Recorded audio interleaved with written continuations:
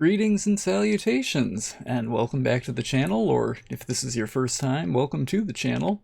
I'm DM Inverse. I've been a Dungeon Master and also a D&D player since the 90s when I first got into it, and took a break for a while, got back into it around 2018 when my kids got interested in it, and my wife played along with us for one game and then said, this isn't really so much for me. So I've been playing with the kids, running my own campaign on Roll20 for about 2 years and looking at starting to do some more with it now and doing like an open table concept and things like that.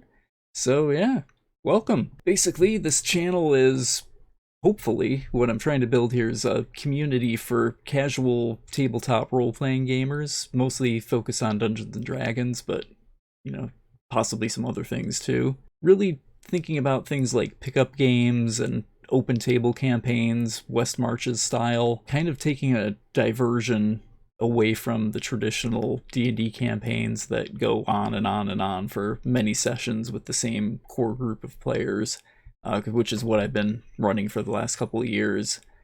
Since I first got into it, things worked out really well. I made some new friends in the campaign. They introduced me to their friends. I started playing in some games that they were running and through the network and had a lot of fun with it.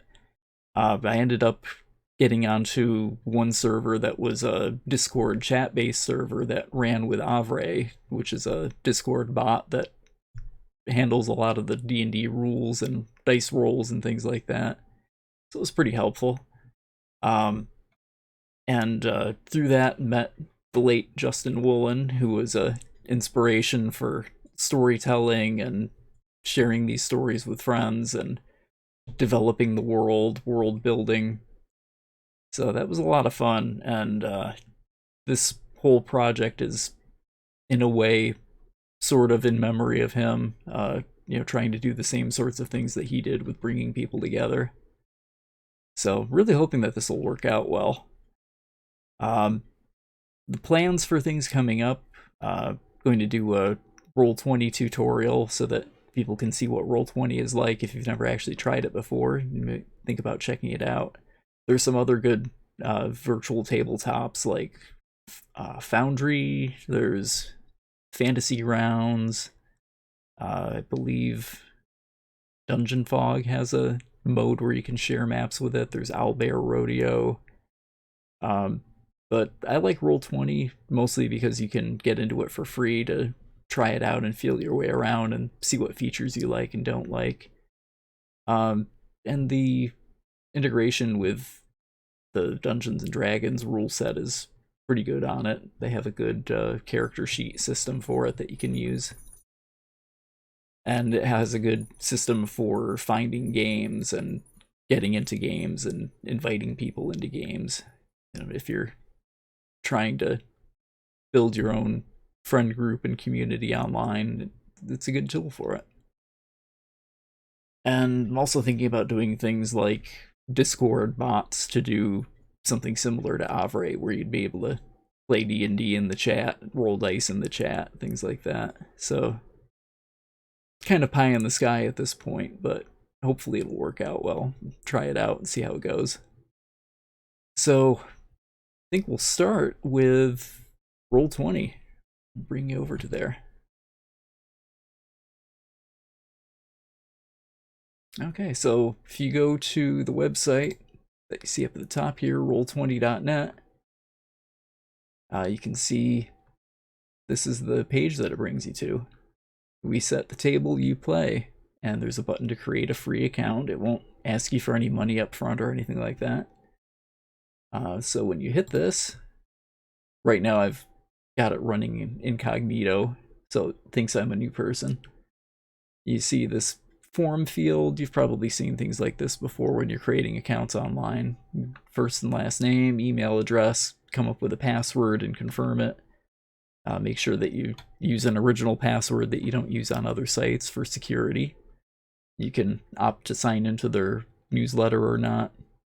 Have to check out the terms of service, and then you hit that create account button, and then you're good to go from there. Let me close this out, and I'll show you what it looks like when you've actually logged in and signed up for it. So you can see when you first log in, you get these boxes: create your first game, use our looking for group tool. That's the one I mentioned where you can find games that are looking for players. And there's the learn with the tutorial. So that's what I'll be trying out tonight to see how that works. So here we go. Now this takes a little while to load up, so I'm not actually going to click it. I've actually prepared one. This is like a cooking show where they have the cake already cooked in the oven waiting to be pulled out. So this is what it'll look like once you actually get the tutorial running. Actually, let me see here. I think I've gotten too far into it already. We reload. So you will actually get to see what it looks like as it loads up.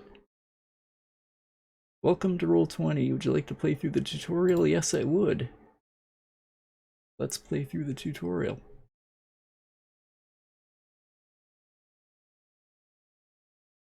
So, this is your very first welcome. Welcome to Roll20. Welcome to the starship Quantum Roll. This vessel will be your guide to the wonderful world of Roll20. Let's have a quick look around to get started. Zoom in using the slider, or use the eyeglass tool over your toolbar on the left for a closer look. So you can see there's this eyeglass magnifier tool. It's currently at 100%. We can jack it up to 200%, zoom way in on it. You can also use this slider over here on the right side.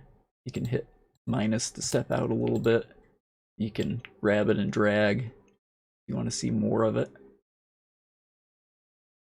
And you see there's this little thing that says your character. We'll find out about that in a moment. Hit next to continue on here. Well, actually, before we hit next, let's try something a little more complicated. The tutorial doesn't actually show you how to do this, but I know Roll20 fairly well, so I can give you a trick to make it be a little bit less quiet in here. There's a music jukebox feature up over here on the top right. And when I click on that, it says jukebox. Jukebox lets the game master play background music and sounds that everyone can hear. So if I had other players in this game with me right now, they'd be able to hear it as well. So what I'll do is click on manage audio, and that'll pop up a window where we can search for tracks. And if we go to Incompetech, that's Kevin MacLeod's website where he has a lot of royalty-free music that you can use in your games and streams and things. You'll probably recognize some of the music if we look for, let's look for Monkey. Monkey's a good one. You've probably heard this before.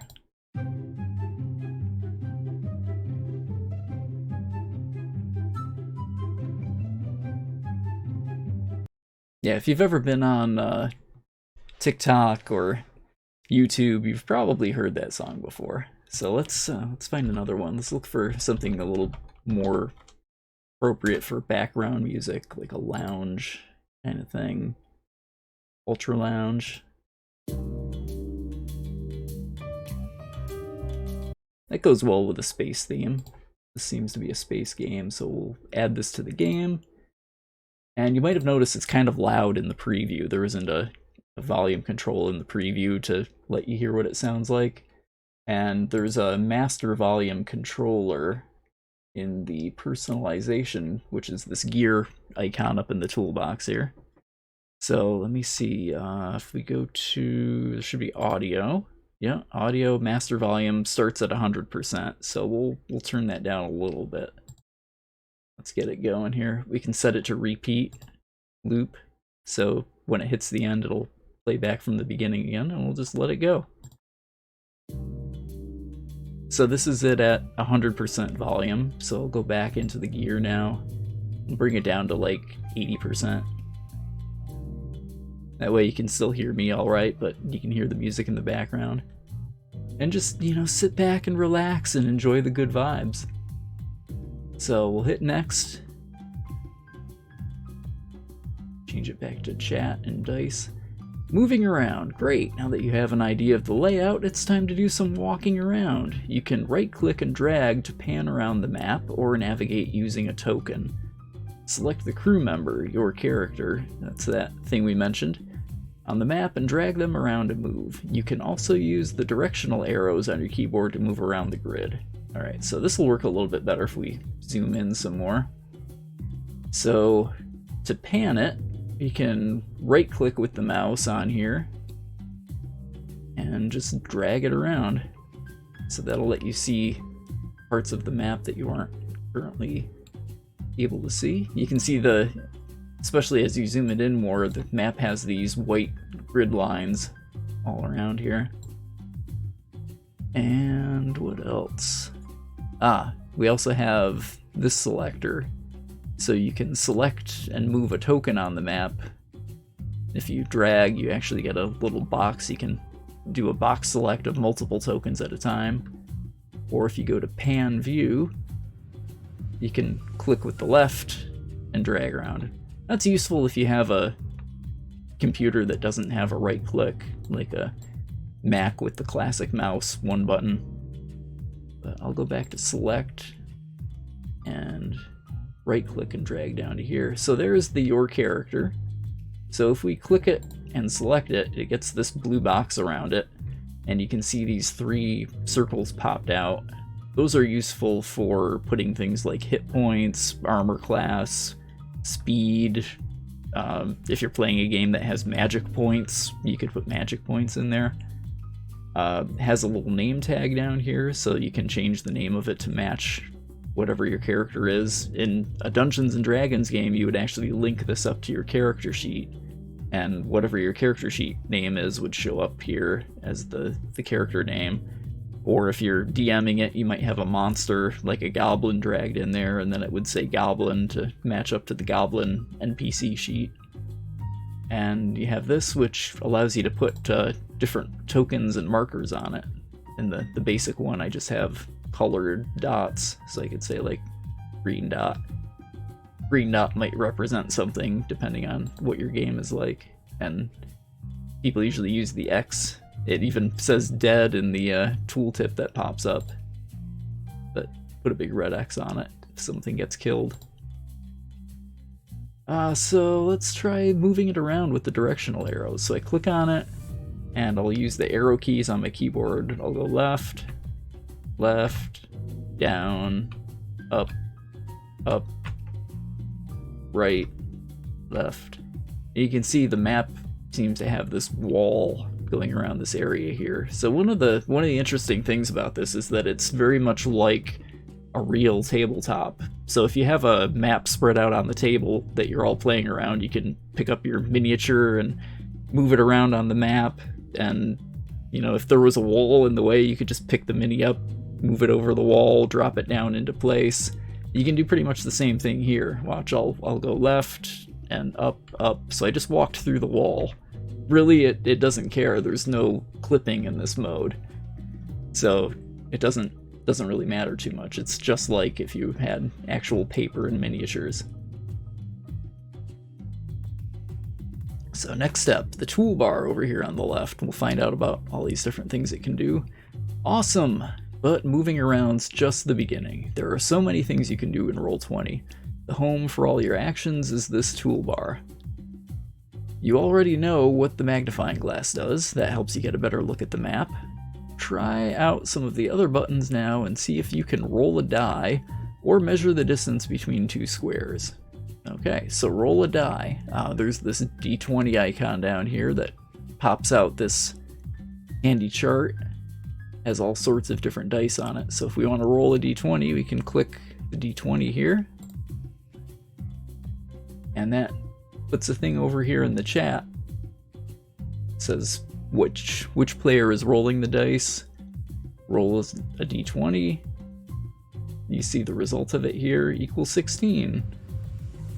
And something seems to be wrong with the above roll. It failed verification. Well, I don't know exactly what that means for this tutorial that they've set up, but normally it'll just roll and have some result. And you can roll different types of dice. So you've got the D10, D12, D8.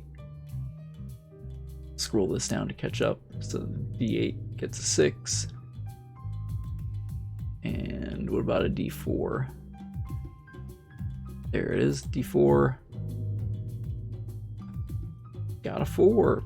And you see when you get the highest number on a die, it actually highlights it a different color to let you know, because some games that matters. You know, if you're playing Dungeons & Dragons and you roll a natural 20 on an attack roll, that's a critical hit, automatic hit, so it's important to know for things like that.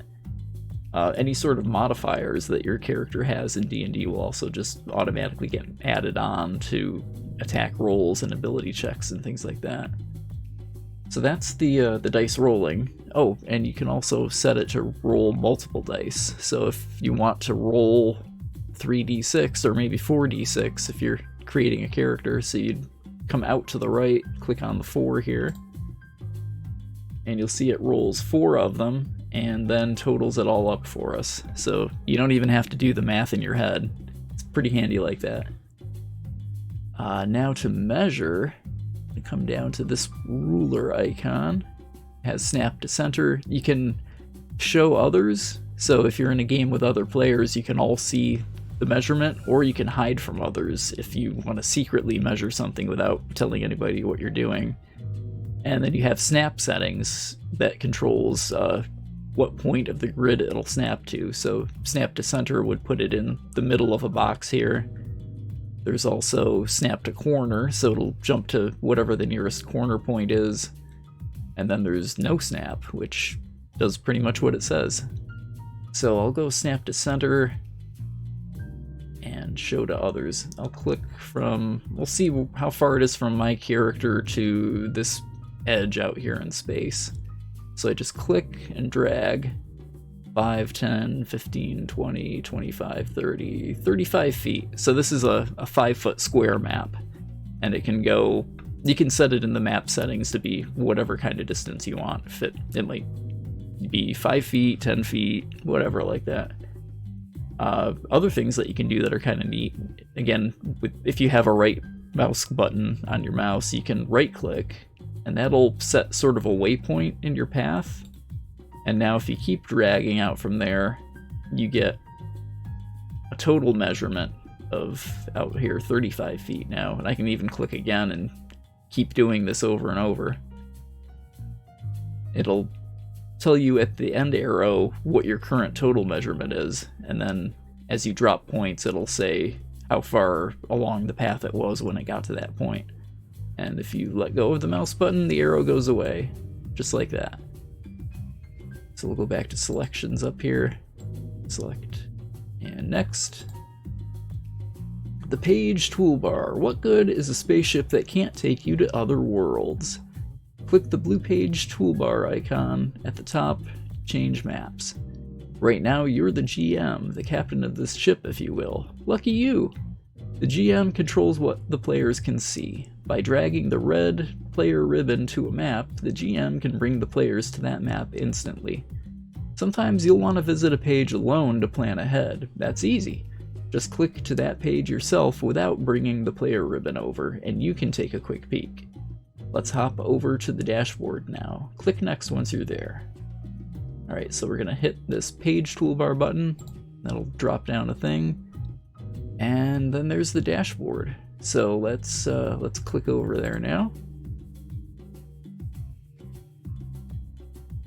So once this loads up, you can see, if I go back into the page toolbar again, this one is highlighted blue to show me this is the one that I'm currently looking at. But the players in the game, if there were players in the game, they would still all be sitting on Quantum Roll. So that's a handy thing to keep in mind when you're running games with players and you say, okay everybody, now you should be able to see this map of the cave or whatever, and they say, no, we don't see the cave, we still see the world map. And you go, oh, why is that? And then look at the pages. You're looking at the cave, they're still on the world map. So to get them over, you would just click on this ribbon that says players, drag it over here to the page that you're on and drop it. And then for them, their screen will all go fade to black and then fade back in and show the dashboard. Alright, now let's go to the next one. Drawing tools. Welcome to the dashboard. This world was built with Roll20 drawing tools and animations, but if you ask us, it's missing that personal touch. Access to the drawing tools by clicking the paintbrush on the toolbar and selecting freehand. Then add a doodle to the dashboard. Keep it PG, folks. That's very important. Although, is it really a D&D game if nobody's drawing anatomy on the background? Hopefully it is, but, you know. Freehand tools here. You can also do drawing shapes, so you can draw rectangles, circle, ellipse. Hold down shift to snap to the grid. That's useful if you want to make a square. There's also already a circle on here. There's a polygon line, so you move the mouse around and click to set the points of the polygon, and it'll draw straight lines from point to point, and then undo the last point with Control-Z if you want, or right-click it when you've completed the shape to fill in. You can also just add plain text, which I believe is what they did over on the right side on the to-do list, since this looks like an actual printed font rather than typing or drawing like they did up here. Shifty Dock Elf. So you can see where they've drawn stuff. You can see this E. I could probably drag it. Oh, it's a piece of the E anyway. So let's try that now. Let's try freehand and make a big red X right over here.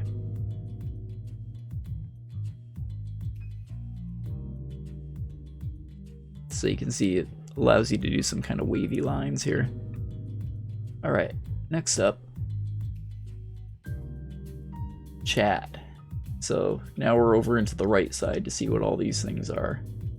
Beautifully done. You've got the pictures down pat. Now let's chat about chat. These icons on the right of your screen let you access chat, which is visible by all players. Your art library, so that's going to be the second one with this image icon that says art library when you hover over it. Your journal, so these are these can be handout pages, they can be character sheets. The jukebox, so we showed that earlier to get the music going. Your collections, so these are things like macros. And your settings, so that was where we set all the music volume and lots of other things too. You can control what sort of camera options you're doing, so you could have your own webcam going down here in the bottom corner to show the other players. Let's see, what else do we have here? For now, click on the speech bubble icon to access the chat. We've done that. You already know how to roll dice from the toolbar, but you can roll dice here too. You can roll a 20-sided die by typing /roll 1d20. Rolling the dice, and it came up with an 8. Or you can type /r 1d20. d20 r. Came up with a 1 that time. So that's the other neat thing. If you get the lowest number on a die, it'll show it in red to help identify that it was a natural 1. What else can you do? You can leave the 1 off of the 1d20 and just do /r d20. If you don't put any number, it's assumed to be a 1. You can even roll dice that don't really exist, like you can /r d2. 2, so this would be useful if it was like a heads tails kind of thing. If you want to be really useless, you can roll a d1. Wow, I got a 1. Big surprise. So what else can we do? You can whisper a roll. Oh, you can whisper to a player by typing W, name, and message. So I'll do /W. If I start typing the name, any matching names will show up down here, and I can just click on that to put it in there. Say hi, and it'll whisper, so only that player will see that message, and not the rest of the players. So you can use that if there's some sort of special information that you need to give somebody. You can't really whisper right now since you're currently the only one in the game. Well, you can whisper to yourself. And then comes the journal. Dice, check. Movement, check. Doodles, double check. You've got most of the basics now. Let's talk about your character sheets. Your character sheets are kept safely inside your journal. Click the journal tab and open your character sheet. Inside, we'll show you how a character sheet works in Roll20. So we click on this.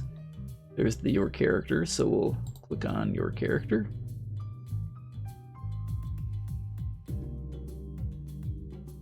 And you get these little object things.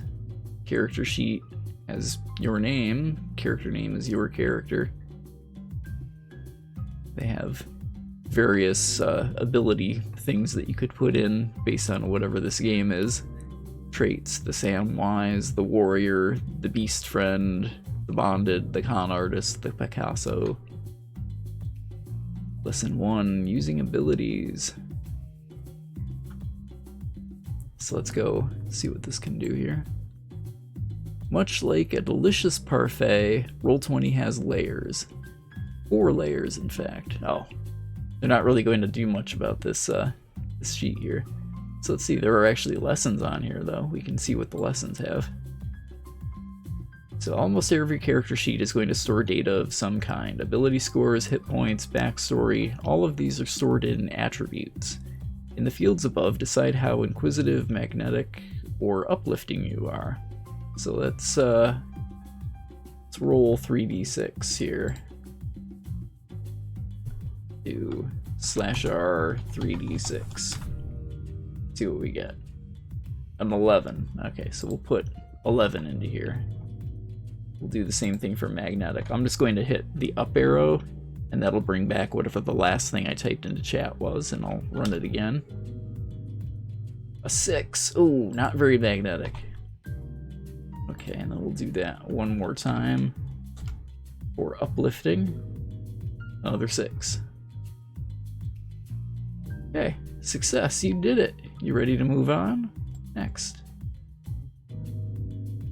Alright, lesson 2, rolling dice. Nearly every character sheet will allow you to make some sort of dice rolls by clicking buttons. In this sheet, all of the dice roll buttons are indicated by a small purple hexagon. Click the title of one of the attributes you just changed in order to roll some dice. So this would be sort of like making an ability check in Dungeons and Dragons where it's d20 plus some modifier. So we can do an inquisitive check. You can see it rolls the dice for us right over here in the chat window. So rolling 1d6, 2 equals 2.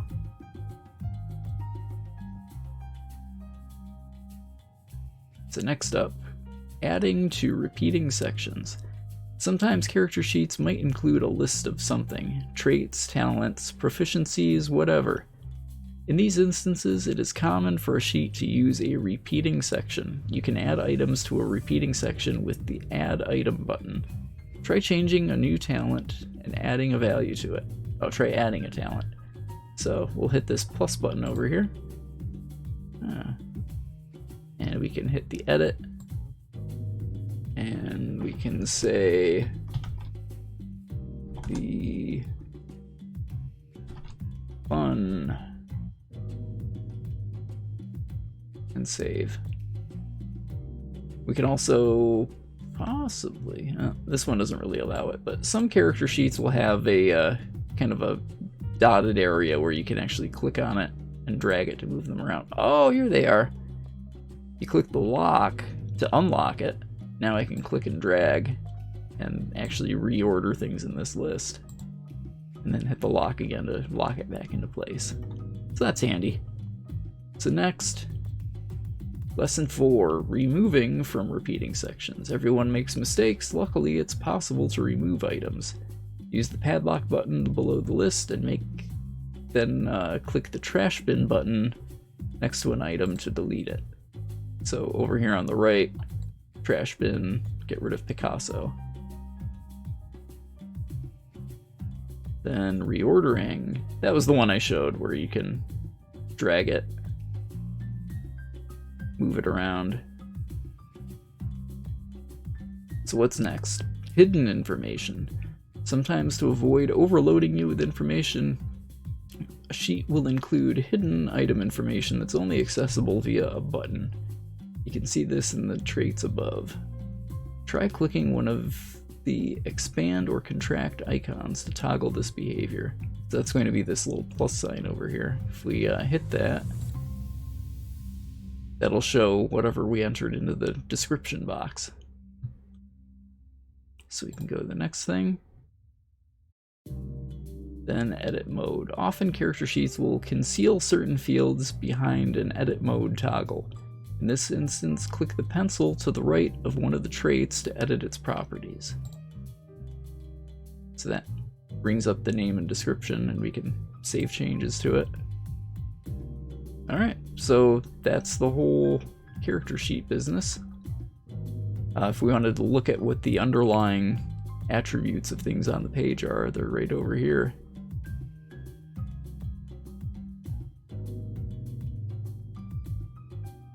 Okay, so much like a delicious parfait, Roll20 has layers. 4 layers, in fact.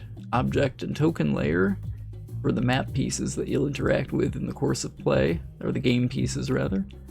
The map and background layer for objects that'll remain static throughout the game. The GM info overlay layer, that's for Game Master's eyes only. And the dynamic lighting layer, which we will explore now. Navigate to the Character Vaults map using the page menu. Once you're there, open the dynamic lighting layer using the cube icon on the left side of the toolbar. Okay, so we're going to bring down the page menu, go to the Character Vaults. So this is a map that has dynamic lighting turned on. Dynamic lighting is a feature for anyone who is a plus level subscriber to Roll20 or pro level. So for this, we can go to the map, go to the dynamic lighting layer and click on it. And now you'll see all these purple lines appear all over the map. And light sources also show up. And it just became a little bit more crisper too. So we'll go next. Dynamic lighting is a fancy Roll20 specific system that updates players' lines of sight in real time. That means that players can only see the parts in the map that their characters would be able to see. You can adjust things like sight lines, field of vision, coloring of light, and more, all using dynamic lighting. This space is your playground to try dynamic lighting out. No changes you make here will save, and you're free to experiment as you wish. If you want to see what a player will see with dynamic lighting, navigate to the Objects and Tokens layer and click on the Your Character token. Then press Ctrl L, Command L on Macs. That'll show you the map from their perspective. So first I'll need to change back to Objects and Tokens. I'll go into the journal. There's the Your Character, so I'll drag this and I'll drop it right here into this room. And there's the little token for it. Snap it into place here. Now we click on it, select it, and then Control L. This token does not have vision enabled. Oh no. How do we fix that? Well, we just click on your character, click on this gear icon here, and it brings up token settings. So represents your character. You can pick one of the character sheets to have it mapped to. Your character nameplate is there. R1 values. We could, if we wanted to, we could pick the attributes here, like inquisitive. You can see now 11 shows up in R1. You can also set minimum and maximum values, which are kind of handy. Let's see, so we want to go to dynamic lighting now. Dynamic lighting, and what do we want to do? We want to turn on vision. Gives the ability to see if there's light or if night vision is enabled. Tokens with vision rather, can see to the edge of the available light. We'll turn this one on and save settings. Now if we select the character again, if it took the settings correctly, Control L should reveal what's in the room, and it does. So now we can just see what's around here. basically this brazier right here is casting light, and you can see the further away you get from it, the less light there is, so the darker the map shows around it. We'll click off the character, and that brings us back into the main map view. Since we're the dungeon master, we can see things like that. So if we go down to, which thing here? The dynamic light layer again. So dynamic lighting, you can see that there's these blue lines that are for walls, and then there are these orange lines here for doors. And if we wanted to move it so that you could go walking around, you can actually click on the door, select it, and you can move it either by dragging the mouse or by using the arrow keys on the keyboard, just like you can for your own token. So I'll just hit the right arrow and move it out into space here. Now I'll go back into the object layer and see what sort of changes the character can see with Control L. So now the character can see down this way a little bit. So I'll move it down with the arrow key, and once I cross the threshold here, now I can see back into this room. But notice that the hallway down here is dark because there's nothing down in here casting light. And in fact, the brazier casts light down around this corner. Oop. You move back into the room so you can see it. And Control L again. So there's line of sight involved here. So the brazier that was here, you notice that there was a little triangle right over here that was visible. Kind of like this corner here. So now if we go back and select the character again, pay attention to that corner. The light's shining down here, but this part is shaded by this wall stretching out. Now if we go back into dynamic lighting again and select this wall and move it out of the way here, then go back to objects and pick your character and Control L again to update. There. So now we can see over this way. If we pan the map over, there's actually another brazier down here lighting up this room. So if we move down, so as you move, your character has line of sight into here, and you can see through this doorway, but you can't see this part of the room down here because the wall is obstructing your view. So if you walk left with the left arrow keys, as you get closer to the door, your field of vision opens up wider, just like as if you were looking through a real door.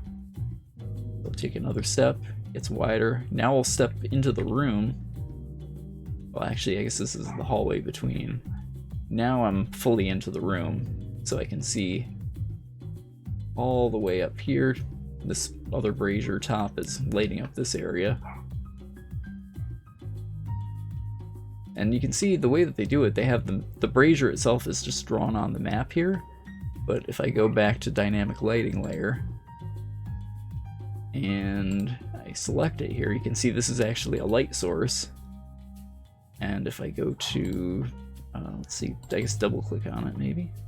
That'll bring up the properties.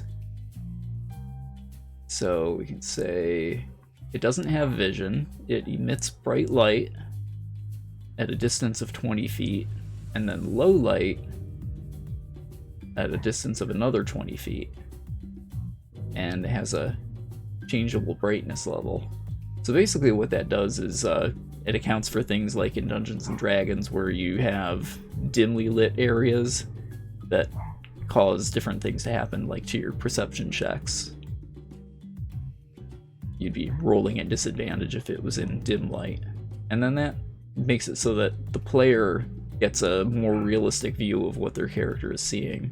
And then total light just adds the two of them together to say this is as far as the light emits from there.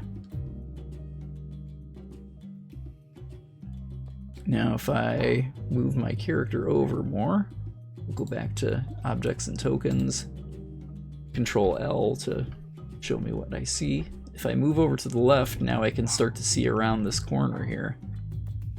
But the light only makes it down about this far. because this one up here, we bring out the measuring tool, this one up here, 40 feet, only comes down to about here. So that's where the light ends. So now it's only this other brazier here that's lighting, and it gets stuck on the wall just like the other one did before.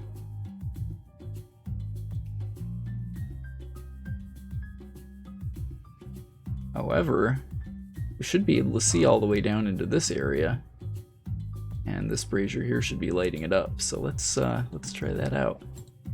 If I select my character and Control L again to preview, yeah, you can see down here there's actually some light showing that's casting from this brazier. We can't see the brazier itself because it's around the corner, but we could say, hey, there's something down there, let's go check that out. So I click my character, use the down arrows to move around. Now I'm walking through the dark.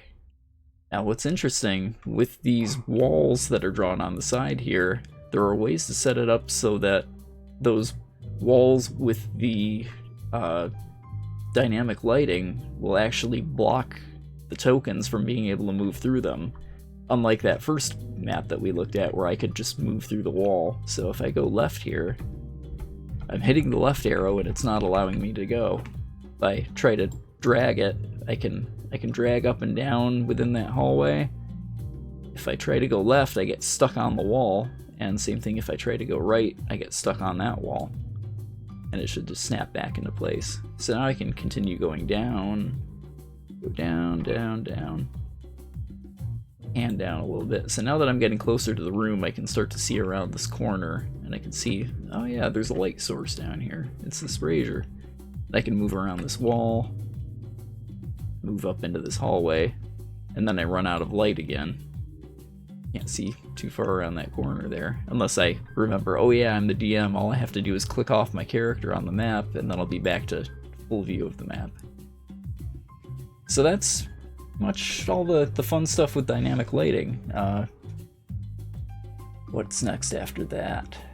One of the things to keep in mind with it is that it does eat up a lot of CPU, so if you have a really large map with a lot of walls, you might find that it takes a long time for the map to load, and any movement that you do in that map takes a long time to update when you drop your piece or when you move your piece around with the arrow keys. They'll move and then lag for a little bit, and then they finally move. So let's go next here. Keep exploring. There are so many more things to see and discover here. Once you've explored to your heart's content, check out our Looking for Group feature to find a group to play with. If you want to dive deeper and master your maps, check out some of our video tutorials. Those are pretty good tutorials. None of your changes in this game will save, and you can't invite other players. When you're ready to move on and make your first real game with other players, head over to the Create New Game page. Happy rolling! There's a little finish button you can hit, and you can see they've made a couple of handouts in the journal here. They put them under a handouts folder that's collapsible, so you can collapse and expand it. I click on Roll20.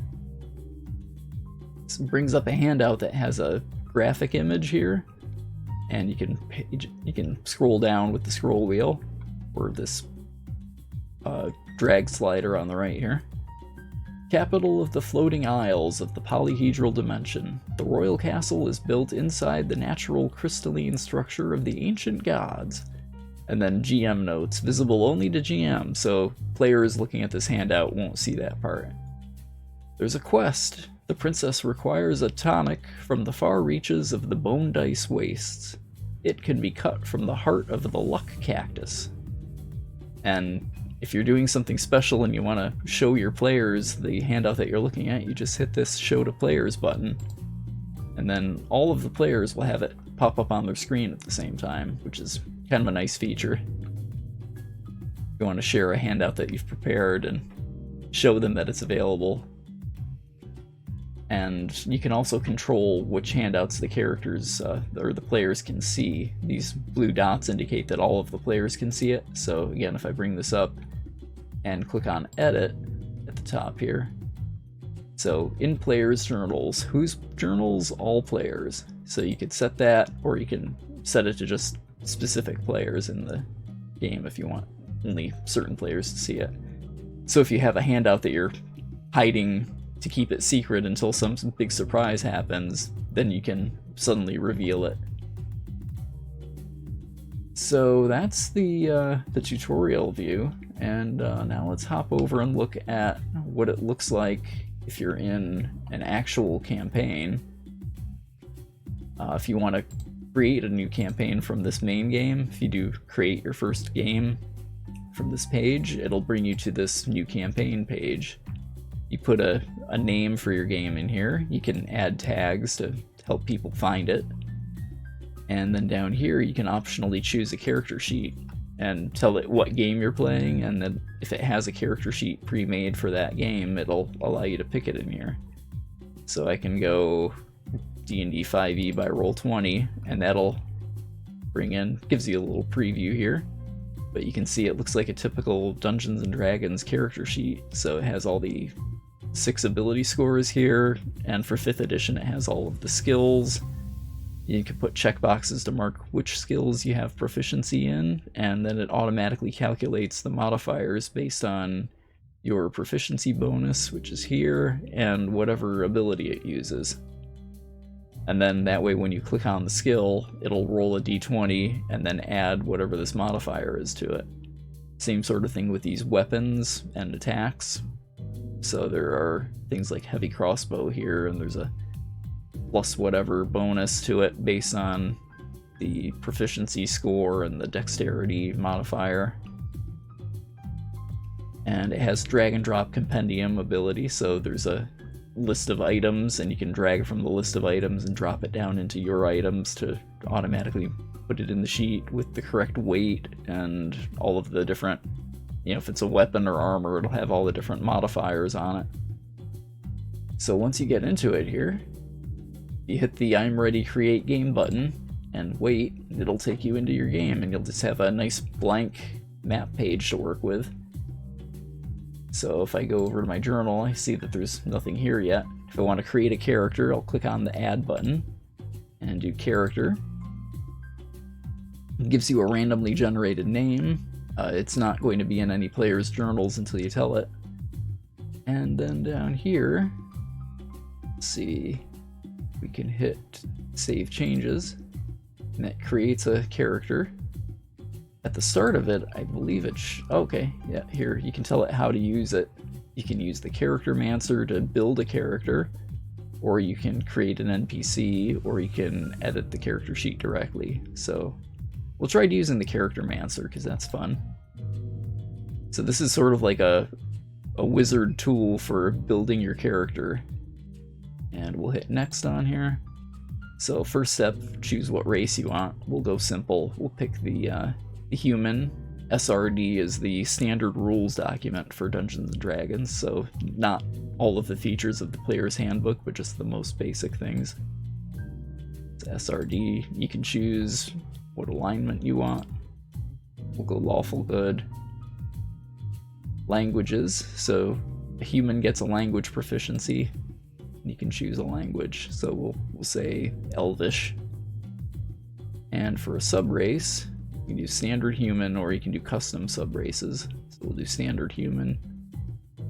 So standard human's going to get a +1 to all of their ability scores. So we'll go next and choose which class we want. We'll pick fighter. So it tells you what weapon proficiencies you get, what armor proficiencies you get, and you can pick 2 skills. So I'll pick acrobatics and animal handling. And then level 1 fighter, you can pick a fighting style. So we'll go with, let's see, we'll go with defense. That's a good one. Gives you a bonus when you're wearing armor. You're probably going to be wearing armor all the time, so get that +1. You get a second wind bonus action that you can use once during combat, and you get some starting equipment.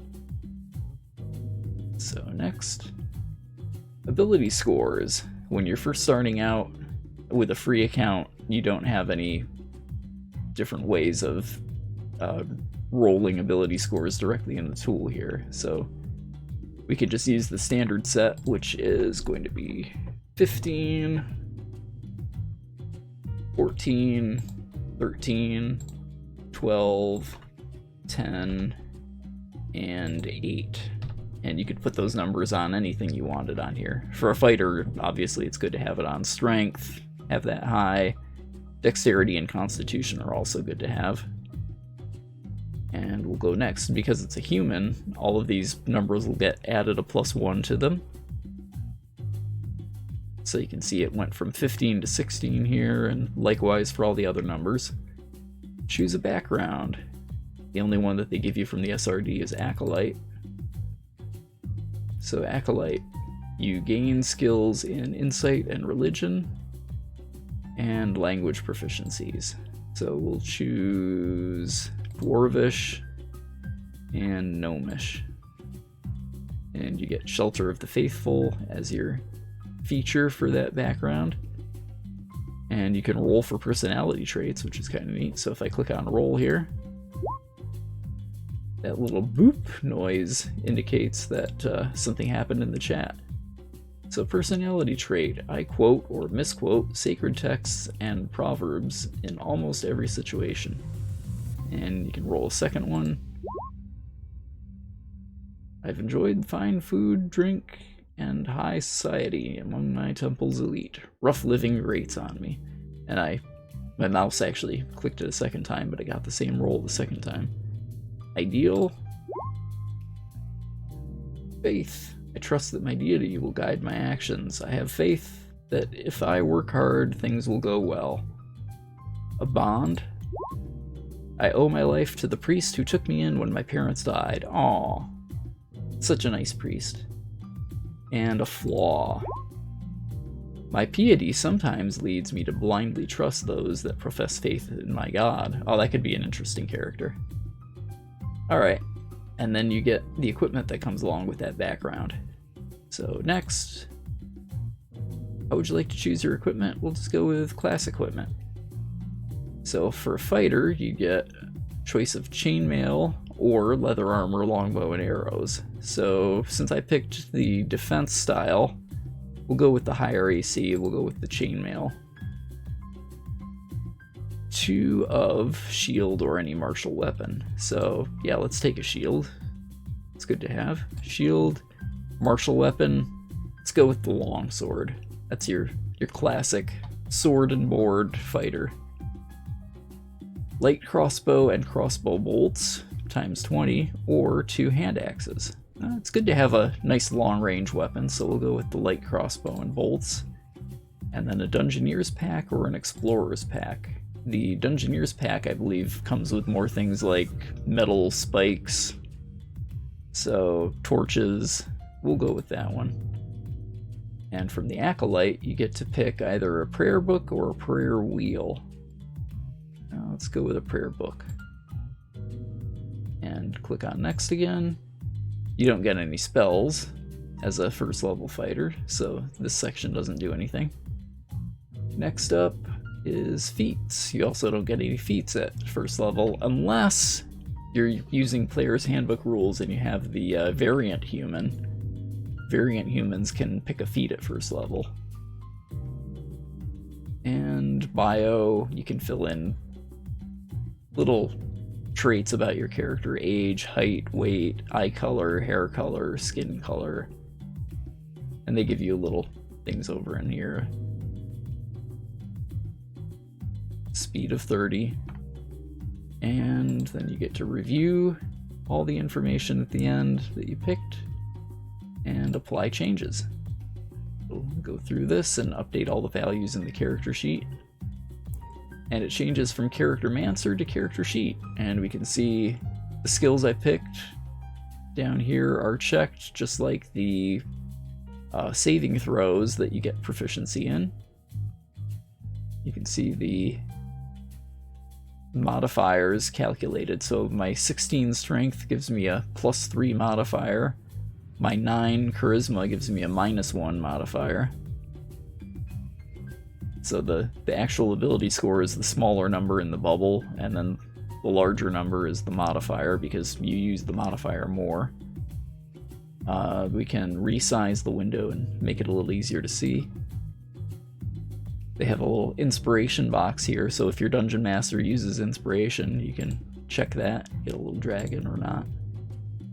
You get your armor class calculated, so it's going to be 16 for my chainmail armor, which is right here. If I click on chainmail, where would that be? I think the dot here. Yeah, if you click on this dot, that's your expansion thing. So checkmark is equipped.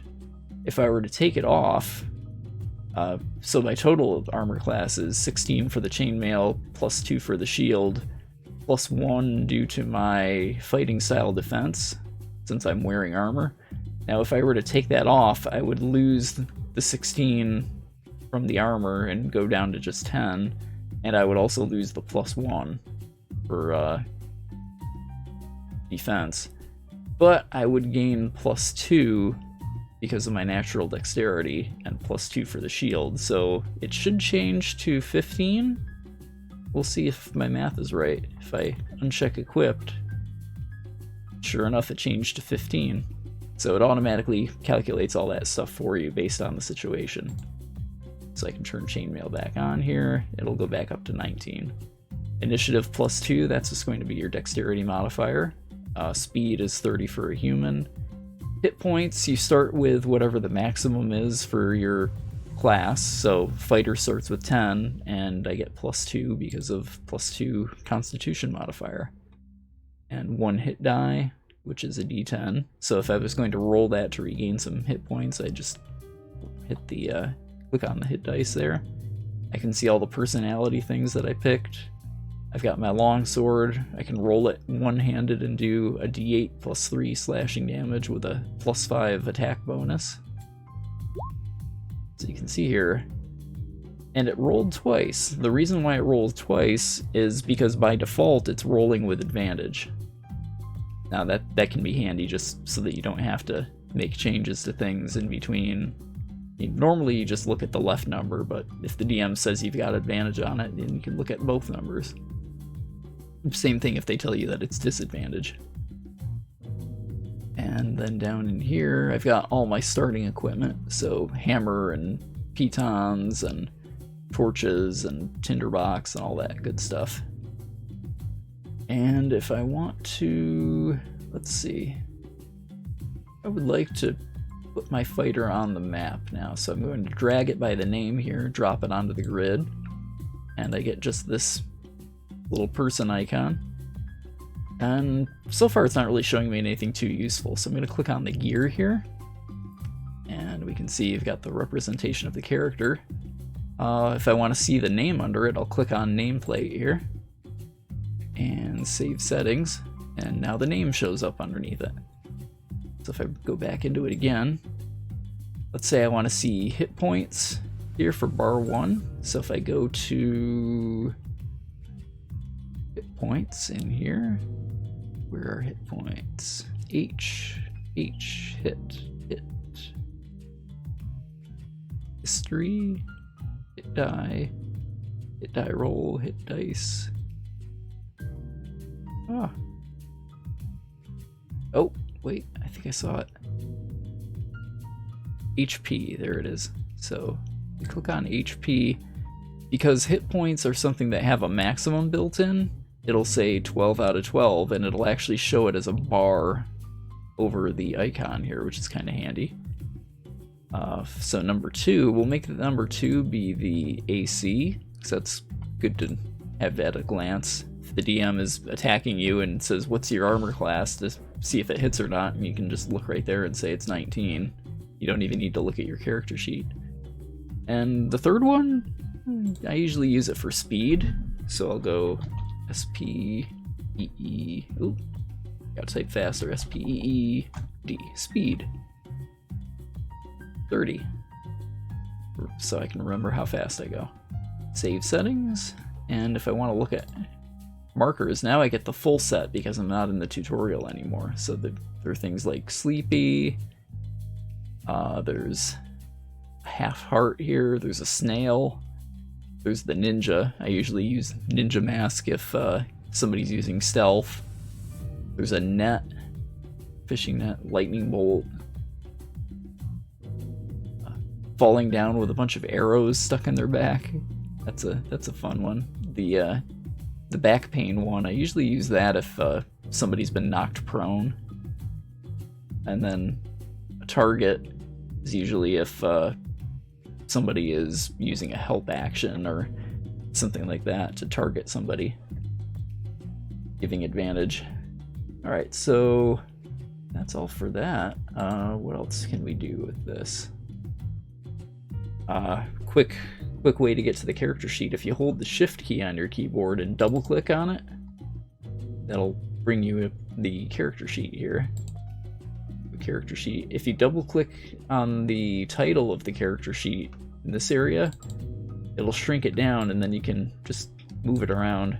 So if you have too many sheets to manage and not enough room on your screen, you can always shrink it like that and move them around. And then double click on that again to bring it back to normal. So yeah, I think that's pretty much all the useful stuff in here. Oh, other things that you'll want to see. The DM tells you to roll for initiative. You're first going to want to click on your character, your token on the map. By clicking on your token, that will allow the token to show up in an initiative list. So then we can double click on the name. And if you click the word initiative here, it'll roll it just like it'll roll most other things that light up red when you roll over them like that. So I'll go ahead and click initiative. And you can hear that it rolled. Oh, look, a natural 20 shows up in green. So 20 plus 2 gives 22. And now if I bring up the clock here, this is the initiative tracker. Oh, but it didn't do anything. Maybe because I didn't have that loaded up to start with. Well, let's try it again. Now that I've got it up, selected the character, click on initiative. There we go. And it shows right up here with the 20. And this is the token representation for the character. So if I picked a different token there, it would show up differently. Like I can take it out of initiative. Let's go ahead and change the default token here. We'll go to edit, default token. You can drag a file from your art library or your computer. So I'll go to my art library and see, we'll take a look at free assets. What do we have in here? Characters. So you can have like a soldier. We'll use a knight, that sounds cool. So if I drag the knight over into here and drop it, that is now my default token. So let's see. What I want to do is, actually, yeah, then we'll edit token properties. Oh, but all my presets went away. Now I have to set them again. So I just type in HP and AC. And we'll leave out speed this time. Save settings and apply token defaults. Oh, we don't want to. All one tokens representing on the page will be overwritten. Are you sure? Ooh, oh, let's cancel that first. So move this over so you can actually see the magic happen. Click on apply token defaults, overwrite that one, and there it is. So now we've got our actual little character there. So now if I was to drag that character on, go like that. And if I hit the delete key on it, select, delete, makes it go away. Now if we go into here, and we can do the same thing up here for the avatar. I can't drag that one though. But I can go knight, drop it onto here, and save changes. So now you can see this is the top-down view. And it should update it in my journal now, so I can have that visual representation to quickly find what they look like. Drop them onto the screen here.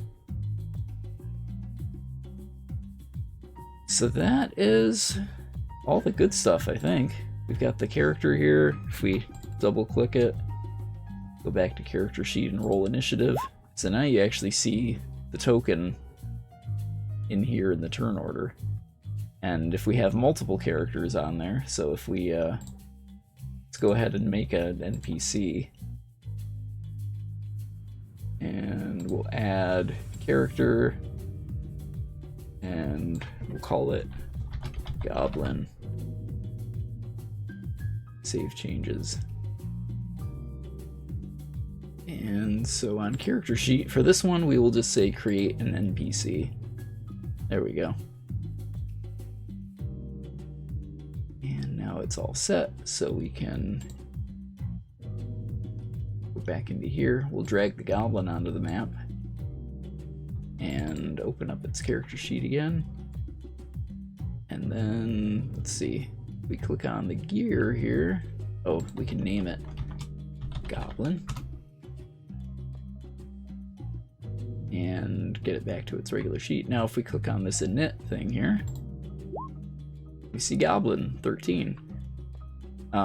We can also rearrange them in order. And if we click on the gear, that brings up turn order settings. So if you have a big group of players, you don't want to have to manually drag them all into the right order. So once everybody has rolled into initiative, you can just click on descending, and then it'll roll from highest initiative order to lowest. One thing that I like to do here is add a custom item. I call it round, and put +1 on here for the calculation. So we start with round 0, and if you want to count, you can count it at 1 to start with. Then when somebody takes their turn and it moves on to the next person in order, you click this right arrow to move it. So now the goblin is up, and all of the players see this turn order pop up on their screen. They can't step through and change it the way the DM can, but they can also see what the turn order is. And once we go past the goblin, it becomes round 2, and it just automatically added 1 to that. So you can also use that for spell effects that last a certain number of rounds. So you can do a -1 and say, like, you know, start it at 10 rounds, and then every time it comes back around to that spell effect, it'll subtract 1 from it till you get down to 0, and then that reminds you that, oh yeah, that spell ended. Alright, well, I think that's everything. Hope you enjoyed watching this, and hope that you'll give Roll20 a shot and find some good games to play in, maybe one of my games. The VOD for this will go up on YouTube after I edit it. Hopefully I get a good recording this time. Last time I tried this, it was really choppy and not very usable. So, alright, peace out. Have a good night.